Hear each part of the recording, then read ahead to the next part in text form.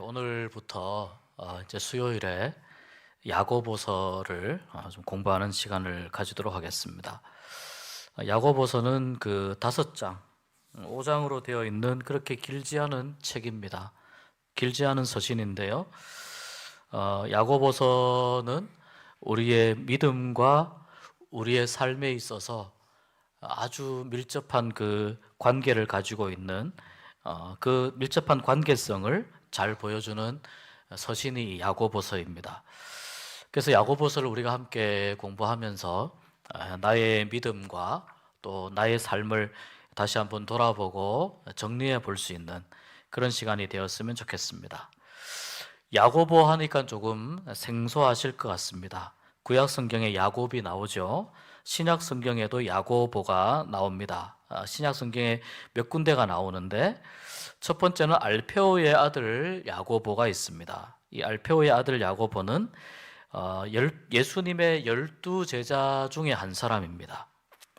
그런데 이 알페오의 아들 야고보에 대해서는 사실 그 내용이 알려진 내용이 별로 없습니다.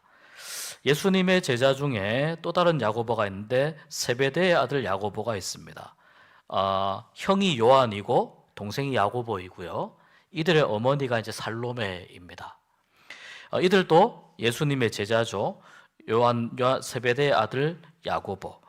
그런데 이 야고보는 요한과 함께 어떤 별명을 가졌느냐? 보아너게라는 별명을 가졌습니다. 보아너게는 이제 우레의 아들, 천둥의 아들 이런 뜻입니다. 그러니까 좀 거칠었다고 볼 수 있습니다. 성격이 좀 와일드하고 좀 터프하고 그랬다고 볼 수 있습니다. 이 야고보가 이 서신을 쓴 주인공이냐? 이 야고보는 좀 일찍 순교합니다. 그 사도행전 12장 1절 2절에 보면은 헤롯 왕이 박해할 때 그때 이 야고보가 순교합니다. 헤롯 왕의 박해 때 그게 약 주후 44년 정도인데요. 이 야고보가 이제 순교하면서 참수를 당합니다. 아주 좀 비참하게. 말씀이 이렇게 되죠. 그때에 헤롯 왕이 손을 들어 교회 중에서 몇 사람을 해하려 하여 요한의 형제 야고보를 칼로 죽이니. 여기에서 나오는 야고보가 바로 이 요한의 동생 야고보입니다. 그러니까 이 야고보가 야고보서를 썼다고 보기에는 너무 빨리 생을 마감했기 때문에 가능성이 좀 적습니다. 세 번째 제가 소개할 야고보는 예수님의 동생 야고보입니다. 예수님은 요셉과 마리아 사이에서 어쨌거나 첫 번째 아들이죠. 그러니까 장남입니다. 이 예수님 밑으로 동생들이 좀 있었는데 그 중에 한 사람이 이 야고보입니다. 이 야고보는 그 초대교회 때 이 예루살렘 교회에서 가장 잘 알려진 지도자였습니다. 베드로가 이제 예수님의 수제자로서 아주 중심되는 역할을 했다면 이 야고보는 예수님의 동생으로서 아주 또 큰 권위를 가지고 예루살렘 교회를 이끌어 갔습니다. 바울의 간증 중에 예수님의 부활을 목격한 사람들이 쭉 나오거든요. 한 500명 정도 나오는데 거기에 야고보가 나옵니다. 500여 형제가 나오고 그 다음에 야고보가 나오고 모든 사도가 나오고 그리고 마지막으로 베드로 자신, 바울 자신, 만삭되지 못하여 난 자 같은 내게도 예수님이 부활하시고 나서 나에게 보이셨다. 그러니까 예수님이 부활하시고 나서 만난 사람들 중에 바울도 만나셨고 예수님의 동생 야고보도 만납니다. 예수님의 동생 야고보는 처음에는 예수님에 대해서 믿지 못했습니다. 그런데 이러한 부활하신 예수님을 만나고 그러면서 이 예수님의 동생 야고보가 예수님이 정말 메시아라는 것을 고백하게 되고 자기 친형이잖아요. 친형인데 친형 예수를 메시아로 이제 그리스도로 고백하면서 이 초대교회에 아주 두각을 나타내는 지도자로 그렇게 이제 우뚝 서게 됩니다. 2세기 초에 그 초창기 때에 문헌을 보면 이런 내용이 있습니다. 예수님께서 세마포 옷을 주시고 나서 부활하신 예수님이 야고보에게로 가셔서 그에게 나타나셨다. 제가 읽어드리는 겁니다. 왜냐하면 주께서 잠든 자들 가운데 일어나신 것을 보기 전까지는 주의 잔으로 포도주를 마셨던 시간 이후로 빵을 먹지 않겠다는 맹세를 했었기 때문이다. 그러니까 이 야고보가 금식 선언을 했다는 거예요. 그리고 나서 주님은 말씀하셨다. 금식하고 있는 야고보, 동생 야고보에게 가셔서 말씀하셨다. 식탁과 빵을 가져오라. 그러자 즉시 그것이 주어졌고 그분이 빵을 취하시고 축복하시고 그것을 야고보에게 주시며 이렇게 이야기합니다. 내 형제여. 쉽게 말해서 예수님이니까 동생아 이런 거예요. 동생 야고보야, 빵을 먹어라. 형이 잠든 자들 가운데에서 일어났다. 물론 이 문헌에는 형이라고 말하진 않아요. 인자가라고 말을 해요. 인자가 잠든 자들 가운데서 일어났다. 그러니까 동생이 형 예수님이 주는 빵을 먹으면서 예수님이 정말 부활하셨구나. 한때 이 예수님의 가족들과 친척들은 예수님에 대해서 어떻게 생각했느냐면 예수님에 대해서 심지어는 조금 정신이 이상한 건 아닌가라고 생각할 만큼 그만큼 예수님을 인정하지 않았어요. 그래서 선지자가 고향에서 환영을 받지 못한다는 그 말이 그대로 되는 건데 예수님이 부활하시고 나서 야고보를 만나시고 금식하고 있던 야고보에게 빵을 주시면서 내가 형이야. 그리고 내가 죽은 자 가운데서 다시 살아난 거야. 이 동생 야고보에게 만나서 설명하시면서 이 야고보가 거기서 예수님을 주님으로 인정을 하게 되는 거예요. 이것이 이제 그때 초대교회 당시에 어느 문헌 중에 있는 내용입니다. 그래서 이 야고보가 예수님을 만나고 나서부터 초대교회의 이제 중요한 지도자로 이렇게 나오게 되는데 오늘 편지를 쓴 야고보는 아마도 이 야고보일 것이다. 예수님의 동생 야고보일 것이다. 야고보는 그 예수님처럼 사람들을 많이 만나면서 많은 사람들에게 예수님의 살아계심을 직접 이야기하기에 너무 좋은 조건을 가지고 있었습니다. 형이니까요. 나도 우리 형을 안 믿었는데 형이 죽었다가 다시 살아나셔서 정말 그리스도로서 나타나신 것을 보고 예수님이 그냥 인간 예수가 아니라 정말 하나님이시라는 것을 내가 믿게 되었다. 이 이야기를 이제 간증처럼 유대인들에게 자꾸 이야기를 하는 거예요. 그러니까 유대인들이 동생 야고보가 하는 이야기니까 더 신뢰감이 가는 거죠. 그래서 많은 사람들이 야고보의 말을 듣고 교회로 돌아옵니다. 복음을 받아들이게 됩니다. 그러면서 점점 야고보가 예루살렘에서 많은 사람들의 주목을 받게 됩니다. 그러니까 누가 또 관심을 가지겠습니까? 그 유대인들 중에 지도자들이 또 관심을 가지죠. 쟤는 또 누구냐? 이렇게 되는 겁니다. 얘는 또 누구냐? 보니까 예수님의 동생 야고보예요. 근데 예수님의 동생 야고보도 당시에 바리새인이라든지 이런 사람들이 주목하는 것을, 관심 가지는 것을 많이 신경 쓰려고 하지 않았습니다. 예수님처럼 신경 쓰려고 하지 않았습니다. 그런데 점점 더 많은 유대인들이 이 예수님의 동생 야고보에게 복음을 듣고 부활하신 예수님에 관한 이야기를 듣고 점점 회심하고 복음을 받아들이게 되자 결국 이 유대인들이 이 야고보를 몰고 가서 야고보의 두 가지 죽음에 관한 이야기예요. 한 가지 썰은 이 유대인들이 그렇게 해서 그냥 살려두면 안 되겠다 싶어서 이 야고보를 몰고 가서 돌로 쳐서 죽였다는 이야기가 있습니다.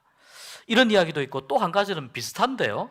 한 사람이 야고보의 머리를 이제 곤봉으로 쳐서 야고보가 그 너무 세게 맞은 바람에 충격으로 순교했다라는 기록도 있습니다.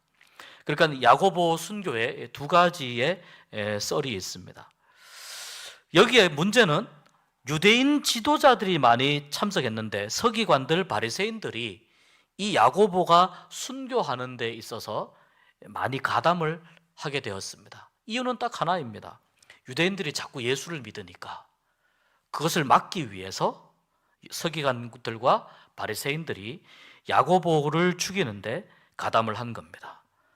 자, 야고보에 대해서 제가 몇몇 그 신약 성경에 나오는 야고보를 설명을 드렸는데, 오늘 이 말씀에 나오는 야고보는 바로 제가 말씀드린 세 번째 예수님의 동생 야고보일 가능성이 매우 크다라는 것을 전제하고 우리가 이 야고보서를 좀 읽었으면 좋겠습니다. 자, 1절에 보면은 하나님과 주 예수 그리스도의 종 야고보는 흩어져 있는 12지파에게 문안한다라고 이야기합니다. 자, 보십시오. 야고보가 예수를 주님이라고 부릅니다. 주 예수라고 부릅니다. 주 예수 그리스도. 이게 간단한 표현이 아니고요. 하나님과 예수의 종 야고보는 이렇게 할 수도 있는데 주라는 표현을 쓰고 그리스도라고 하는 표현을 쓰죠. 이 말은 야고보가 예수님을 하나님으로 메시아로 인정한다는 신앙 고백입니다. 아주 중요한 표현입니다. 주님으로 그리스도로 이렇게 표현하는 겁니다. 그리고 이 그리스도의 종이라고 하잖아요. 이 종은 이제 우리가 보통 노예, 하인 이런 개념이라기보다는 내가 예수님께 특별한 사명을 받은 사람이다 라는 것을 나타내기 위해서 종이라고 하는 표현을 썼고, 그 다음에 흩어져 있는 12지파에게, 이스라엘이 12지파이지 않습니까?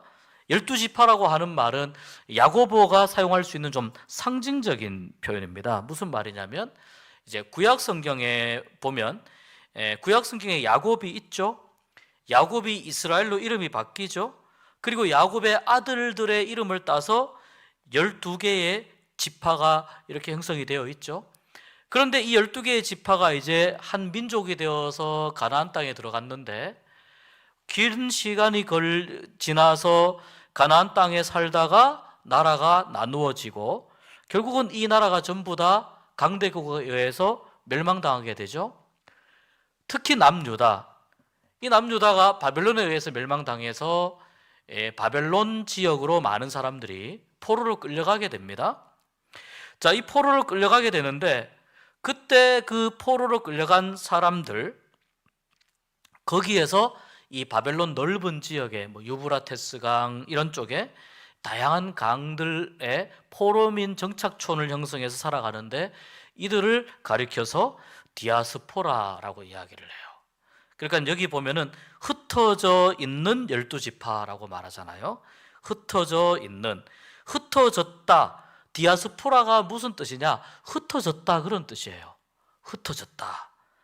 이때부터 이제 이 이스라엘 디아스포라가, 유대인 디아스포라가 오늘날까지 계속 이어지게 됩니다.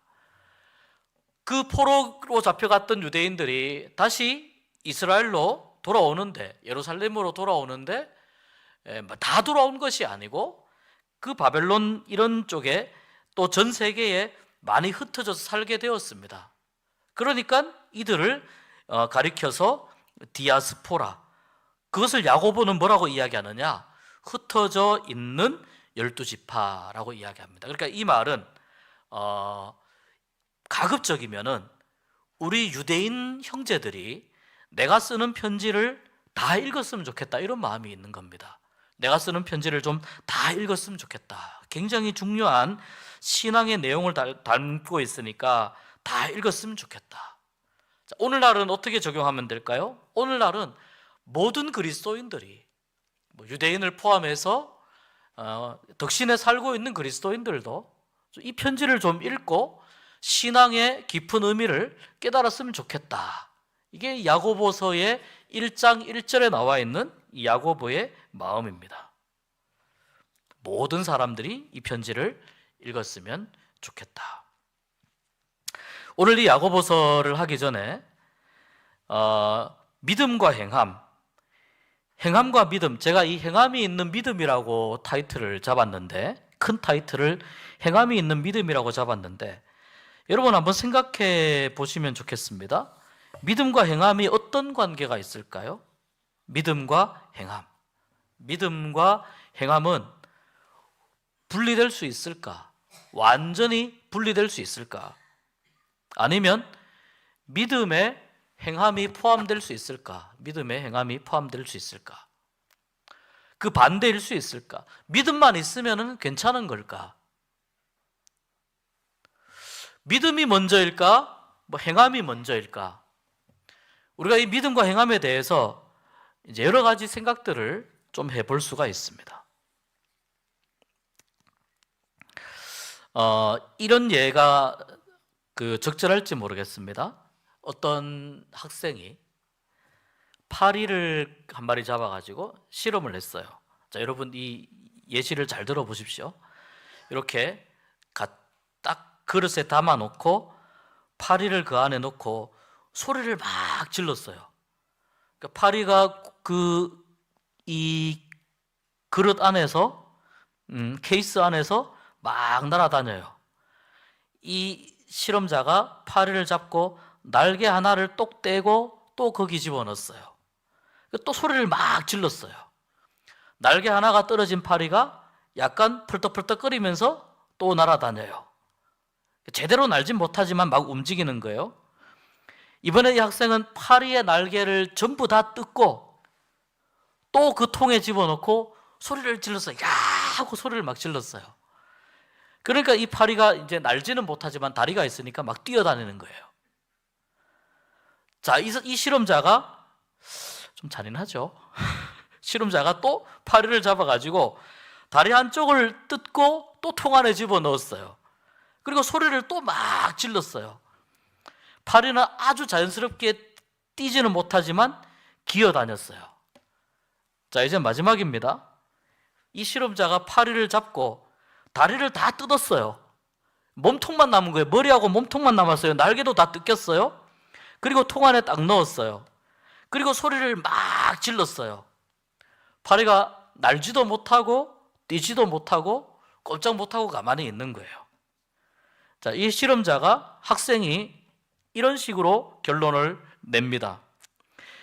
파리는 날개와 다리 6개를 전부 다 잃으면, 날개와 다리 6개가 전부 다 없으면 파리는 더 이상 듣지 못한다. 이해되십니까? 무슨 말인지? 오해가 문제라는 거예요. 오해가. 정확한 정보를 알지 못하고 자기가 보고 싶은 것만 보려고 하는 데서 오해가 생겨요. 내가 보고 싶은 것만 보려고 하면 오해가 생겨요.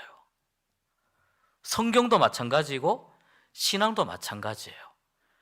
여러분, 우리가 생각보다 내가 이미 결론을 내려놓고 성경을 보는 경우가 꽤 많이 있습니다. 내가 이미 결론을 내려놓고 신앙생활하는 경우가 꽤 많이 있습니다.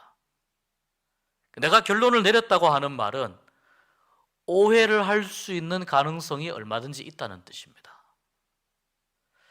우리가 신앙생활을 할 때는, 성경을 볼 때는, 말씀을 들을 때는 그 생각과 마음이 열려 있어야 됩니다.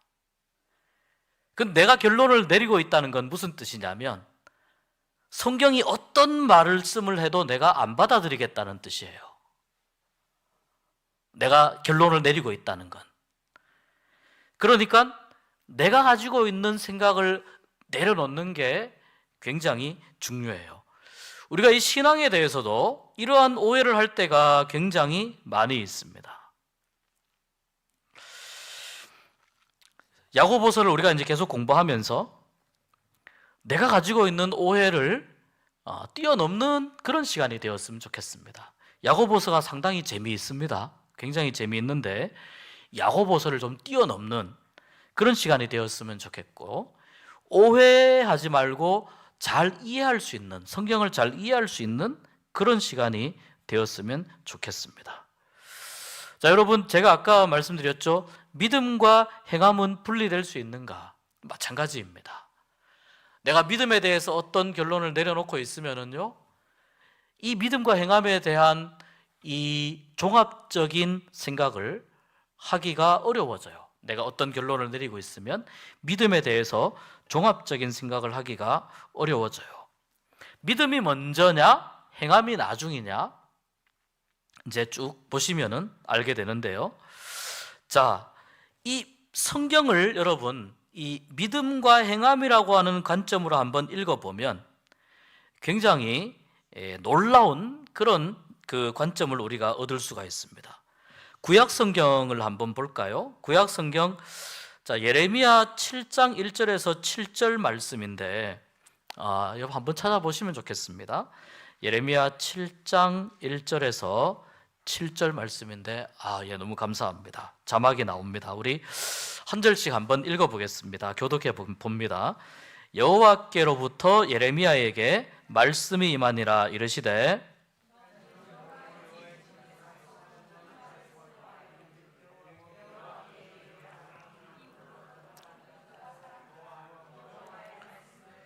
자, 보세요. 2절 보십시오. 자, 여호와의 진문에 서서 예레미야에게 선포하라고, 뭐라고 선포하냐면은 하나님께 예배하러 들어가는 사람들이 꼭 들어야 할 말이 있다는 거예요. 여호와의 진문에 서서 그 사람들에게 선포하래요.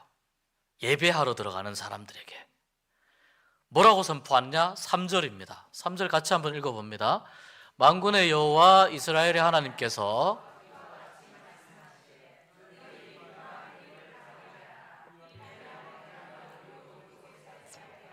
자, 여기 보면 여호와께서 뭐라고 말씀하셨냐면요, 너희 길과 행위를 바르게 하라. 여기에 보면, 자, 믿음을 바르게 하라 이렇게 말씀하지 않고 길과 행위를 바르게 하라. 이건 어디에 관련된 겁니까? 실천에 관련된 거죠. 자, 그리하면 내가 너희로 이곳에 살게 하리라. 자, 4절 볼까요? 4절, 너희는 이것이 여호와의 성전이라, 여호와의 성전이라, 여호와의 성전이라 하는 거짓말을 믿지 말라. 5절 여러분이 읽으십시오.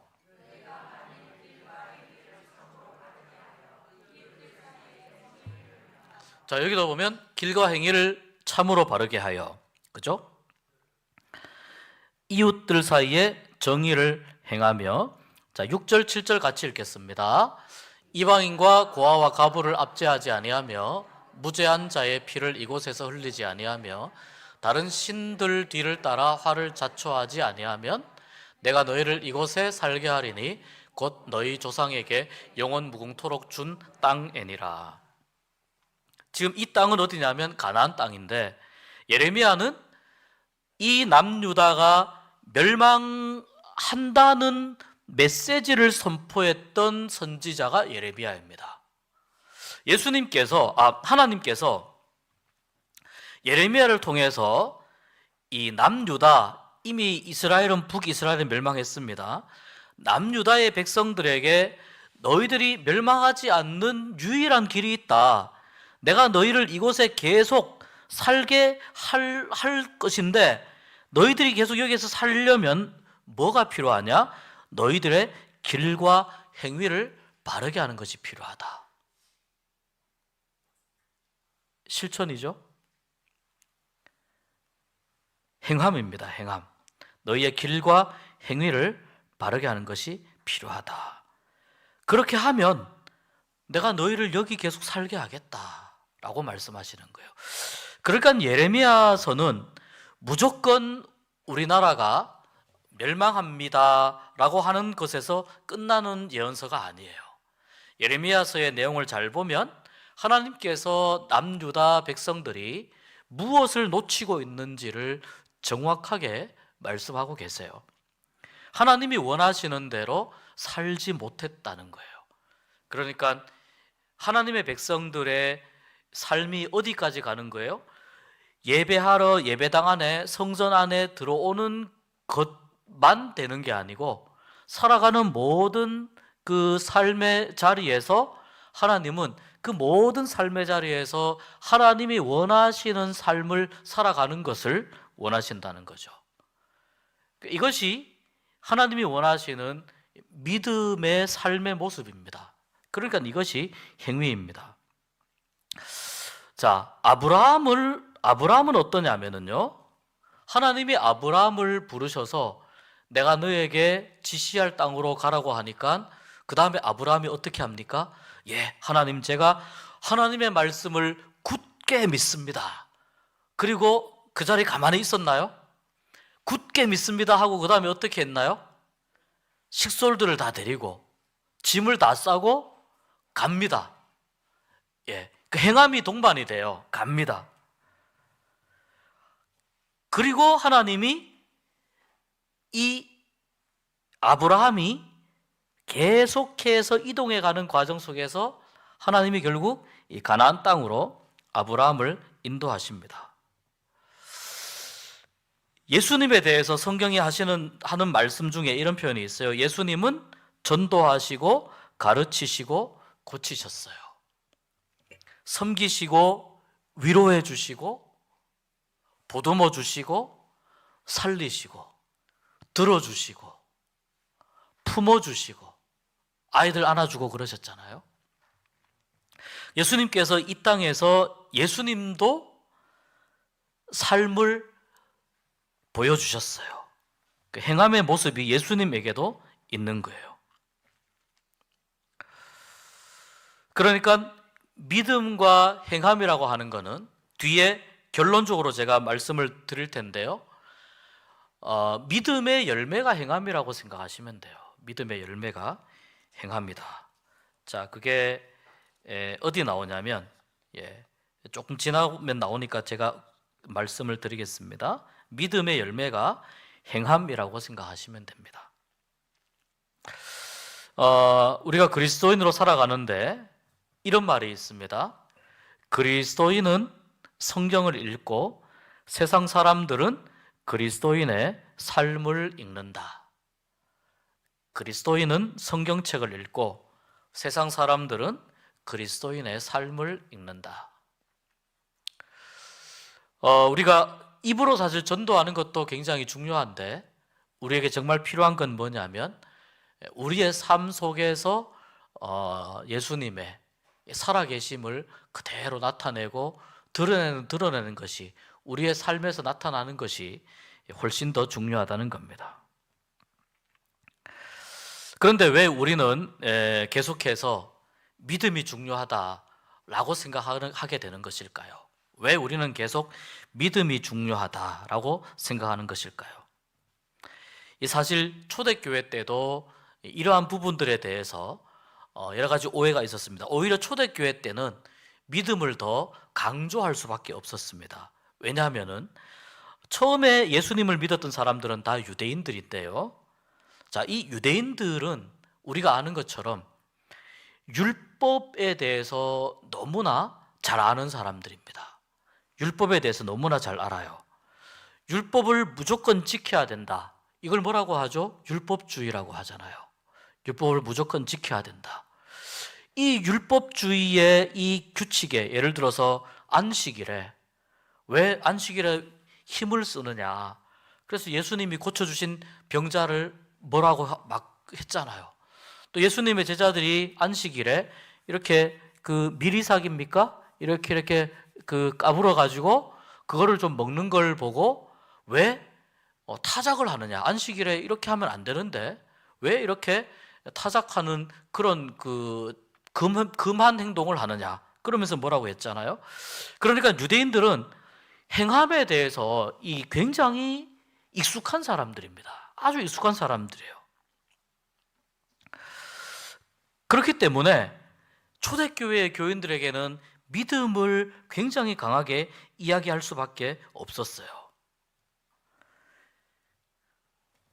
야고보서 안에 믿음과 행함에 대해서, 또 야고보서 안에 행함과 율법에 대한 내용이 서로 섞여 있는 이유가 뭐냐면은 야고보도 유대인이고 또 이 야고보서를 읽는 많은 그 독자들, 읽어야 되는 사람들도 누구냐면 유대인들이기 때문에 그런 거예요. 그러니까 율법에 관한 이야기를 야고보가 해야 되는 것이고 행함에 관한 이야기를 야고보가 해야 되는 거죠. 이 편지가 초대교회 초창기 때 기록이 되었는데 그때 이 교회가 싸우고 있었던 것이 뭐냐면은 믿음과 율법주의 때문에 굉장히 많이 싸웠습니다. 그러니까 바울도 이 부분 때문에 참 많이 고민을 했었습니다. 율법으로 우리가 의로워지는 것이 아니다. 이런 이야기 막 로마서하고 갈라디아서에서 많이 하지 않습니까? 율법으로 의로워지는 것이 아니다. 무엇으로 의로워지냐? 믿음으로 의로워진다. 그래서 거기서 뭐가 나옵니까? 이신칭의, 이신득이라고 하는 이 가장 기본적인 바울의 이 교리가 이때부터 막 나옵니다. 그러니까 바울이 계속해서 이 율법에 익숙해 있는 유대인들에게, 그러니까 믿으면 되는데 자꾸 율법으로 구원받는다고 하는 이들에게 계속해서 바울이 믿음을 이야기하면서 이신칭의 이 이야기를 계속하니까 이제 이 바울의 가르침이 당시 초대교회의 그리스도인들에게 많이 이렇게 퍼졌습니다.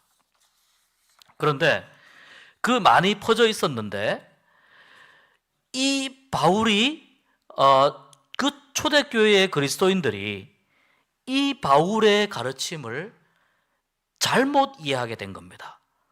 바울의 가르침을 잘못 이해해서 그러면 우리가 모든 행함은 다 내려놓고 믿음만 우리가 가지고 가면 되겠네.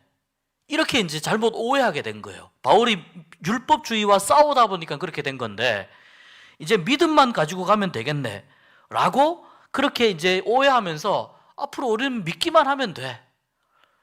이렇게 하면서 율법 플러스 행함을 그냥 버리게 된 거예요. 자, 이런 초대교회에 좀 이상한 분위기가 형성되니까 아니 왜 너네들 그냥 믿기만 하고 왜 실천은 안 해? 바울이 믿기만 하래. 믿으면 된대. 이런 분위기가 또 이 반작용으로 일어나게 된 겁니다. 율법주의와 싸우다 보니까. 그러니까 이게 여러분 신앙을 좀 균형 있게 가지고 간다는 게 참 이게 어렵습니다. 약간 좀 이해했다 싶으면 너무 그쪽에 빠지고. 그래서 이제 그런 말이 있잖아요. 책을 한 권도 안 읽은 사람보다는 책을 한 권만 읽은 사람이 제일 무섭다고. 그런 말이 있잖아요. 그게 무슨 말이냐면은 이게 한쪽만 바라보다 보니까 이런 이제 그 잘못된 신앙에 대한 이해가 생기는 거예요.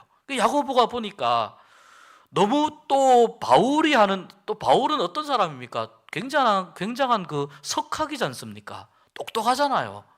그러니까 바울이 막 전도여행 한답시고 여기저기 막 쑤시고 다니면서 여기도 믿음 저기도 믿음, 율법주의 안 돼, 율법주의는 거짓 교사야, 막 이렇게 이제 쫙 이야기를 하니까 그 바울의 가르침의 본래의 의미를 제대로 이해하지 못한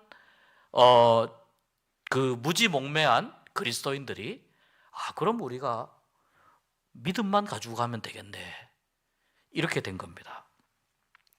그래서 야고보가 이것을 보다가 이거 이렇게 해서 안 되겠다. 믿음과 행함은 동전의 양면과 같은 건데 한쪽은 100원짜리라고 하는 한글이 적혀 있다면 뒷면은 숫자 100이 적혀 있는 동전의 양면과 같은 건데 그래야지 100원짜리가 유지가 되는 건데 너무 한쪽만 강조하니까 내가 좀 균형을 잡아야 되겠다. 그래서 야고보가 유대인 그리스도인들에게 믿음과 실천을 함께 강조하는 이 편지를 써서 보내게 된 거예요. 야고보가 보기에 당시에 이 많은 그리스도인들, 유대인 그리스도인들은 예수님을 구주로 고백하기는 했어요. 예수님을 구주로 고백하기는 했지만 그러나 그 믿음에 합당한 열매를 맺지 못하고 있었어요. 이게 좀 다른 문제입니다. 율법을 지키는 거하고 좀 다른 문제입니다. 실천이 없는 이 믿음은 그냥 바람 잡는 이야기하고 똑같은 거예요. 여러분, 그리스도인들이 잘 듣는 이야기 중에 하나가 뭐냐면은 이 기독교인들이 말은 잘해, 이런 이야기 잘 듣거든요. 가끔 들어요. 기독교인들이 말은 잘해. 이게 여러분 우리가 굉장히 뼈에 사무치게 생각해야 될 표현입니다. 기독교인들이 말은 잘해. 그러니까 그냥 이 믿음을 내가 고백은 하지만 그 믿음에 합당한 열매를 맺지 못하고 있었다는 거예요.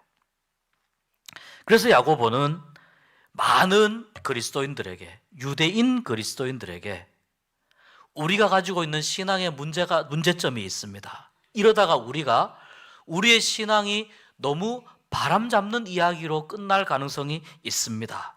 이 문제를 지적하는 겁니다. 그래서 행함이 없는 믿음은 죽은 믿음이다 라고 야고보가 이야기하기에 이릅니다. 행함이 없는 믿음은 죽었습니다 라고까지 이야기합니다. 그런 믿음으로 구원에 이룰 수 없습니다 라고 야고보가 이야기합니다. 성경을 여러분 아까 말씀드린 대로 행함이라고 하는 관점에서 읽어보면 성경은 거의 다 이렇게 하라 저렇게 하라 동사예요. 동사. 그러니까 예쁘다, 아름답다, 좋다, 나쁘다 이런 상태를 표현한 형용사가 아니라 이렇게 해라 저렇게 해라 전부 다 동사예요. 그러니까 신앙은 뭐예요? 움직이는 거예요. 계속해서 신앙은 움직이는 거예요. 내가 믿음이 있으면 어떻게 된다고요? 움직이게 돼 있어요. 내가 믿음이 있으면 나의 믿음대로 그렇게 움직여 가게 돼 있어요. 성경이 온통 그렇게 되어 있어요. 아까 말씀드린 대로 믿음과 행함은 어떤 관계냐? 행함은 믿음의 열매라고 볼 수 있습니다. 예수님께서 누가복음 6장 43절에서 45절에 이렇게 말씀하셨습니다. 못된 열매 맺는 좋은 나무가 없고, 잘 보십시오. 못된 열매 맺는 좋은 나무가 없고 또 좋은 열매 맺는 못된 나무가 없느니라. 그 다음에 이렇게 나옵니다. 나무는 각각 그 열매로 아나니 가시나무에서 무화과를 또는 찔레에서 포도를 따지 못하느니라. 이거 우리가 다 아는 거잖아요. 다 아는 내용이에요.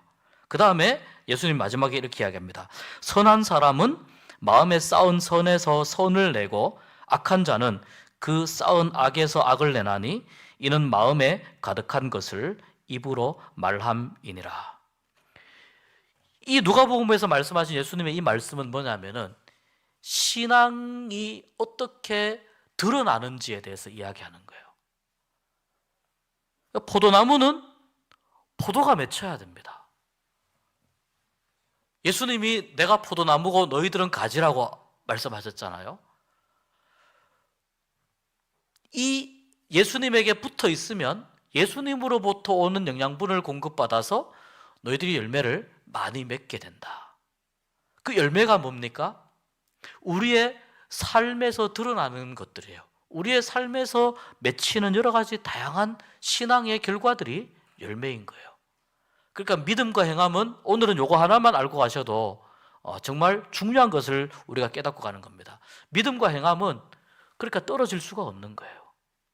나무는 있고 열매를 못 맺으면 어떻게 되죠? 예수님이 무화과 나무에서 무화과 찾으실 때 그러셨잖아요. 나무는 있고 열매를 못 맺으면 그 나무는 쓸모없는 거죠. 이 나무는 쓸모가 없는 겁니다. 그러니까 마치 믿음이 있고 행함이 없는 그리스도인은 나무는 있는데 열매를 맺지 못하는 나무와 똑같다고 볼 수 있는 겁니다. 그래서 믿음과 행함은 뭐냐? 행함은 믿음의 열매이다. 행함은 믿음의 열매이다. 이것을 꼭 기억하고 가시면 좋겠습니다. 자, 오늘 이 말씀 계속해서 이제 좀 봐야 되는데 요거 하나만 하고 마치도록 하겠습니다. 자, 2절에 보면 내 형제들아 너희가 여러 가지 시험을 당하거든 온전히 기쁘게 여기라. 시험에 관한 것만 이야기하고 이제 다음 주에 계속 이 내용을 좀 살펴보겠습니다. 자, 시험은 두 가지 종류가 있죠. 하나는 테스트가 있습니다. 또 하나는 템테이션이 있습니다. 시험은 사실 하나님의 관점에서 우리를 어떤 부분에 있어서는 우리를 좀 점검하시기 위한 이 테스트의 측면에서의 시험이 있을 수도 있고, 또 사탄이 예수님을 유혹하듯이 템테이션은 유혹이잖아요. 그래서 이 사탄이 예수님을 유혹하듯이 우리를 유혹하는 것도 있어요. 시험을 우리가 일반적으로 이렇게 이해합니다. 우리가 경험하는 큰 시련과 고난, 박해 이런 거라고 이야기할 수 있습니다. 바꾸어 말하면 테스트라 하더라도 굉장히 크게 올 수 있습니다. 하나님의 테스트라 하더라도, 템테이션이라 하더라도 굉장히 크게 올 수 있습니다. 그리스도인들이 살아가면서 테스트이든 템테이션이든 또는 복합적이든 그리스도인들이 살아가면서 만나는 시련과 고난과 박해, 이것을 무엇이라고 볼 수 있느냐? 이것을 시험이라고 볼 수 있습니다. 그런데 야고보는 뭐라고 이야기하느냐면, 너희가 여러 가지 시험을 당하거든 보세요, 온전히 기쁘게 여기라 라고 이야기합니다. 왜 온전히 기쁘게 여겨야 될까요? 숙제입니다. 왜 우리가 시험을 당하면 온전히 기쁘게 여겨야 될까?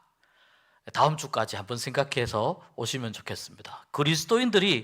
참고로 그리스도인들은요, 살면서 반드시 시험을 만납니다. 반드시 시험을 만납니다. 근데 왜 온전히 기쁘게 여기라고 야고보가 이야기할까? 야고보가 대단한 그 분입니다. 정말 예수님의 친동생이라서 그런지 몰라도 피는 못 속이는 것 같아요. 근데 아무튼 굉장한 그 통찰력을 가지고 지금 이 야고보서를 쓰고 있습니다. 보통 우리가 시험을 만나면 굉장히 힘들어 하잖아요. 야고보는 반대로 이야기해요. 시험을 만나면 온전히 기쁘게 여기라. 왜 그럴까요? 왜 그렇게 해야 되는지 한번 일주일 동안 곰곰이 생각해 보시고 다음 주 수요일에 다시 만나서 계속해서 말씀을 이어가도록 하겠습니다. 우리 이 시간 잠깐 기도했으면 좋겠습니다. 이 야고보서를 함께 공부하면서 나의 믿음을 좀 점검해 보는 시간이 되었으면 좋겠습니다. 믿음과 행함이 따로 되는 것이 아니고, 내 삶을 통해서 믿음이 드러나야 되는구나, 이것을 우리가 분명하게, 확실하게 점검하고 내 믿음을 새롭게 하는 그런 시간이 되었으면 좋겠습니다. 하나님 믿음에 대해서 조금 더 깊이 알게 하시고, 성경이 가르치는 이 믿음에 대해서, 하나님께서 원하시는 믿음에 대해서, 행함에 대해서 내가 조금 더 분명히 이해하게 하여 주시옵소서. 그리고 성경을 오해하지 않고 이해하는 사람이 되게 하여 주시옵소서. 우리 시간 함께 기도하고 마치겠습니다.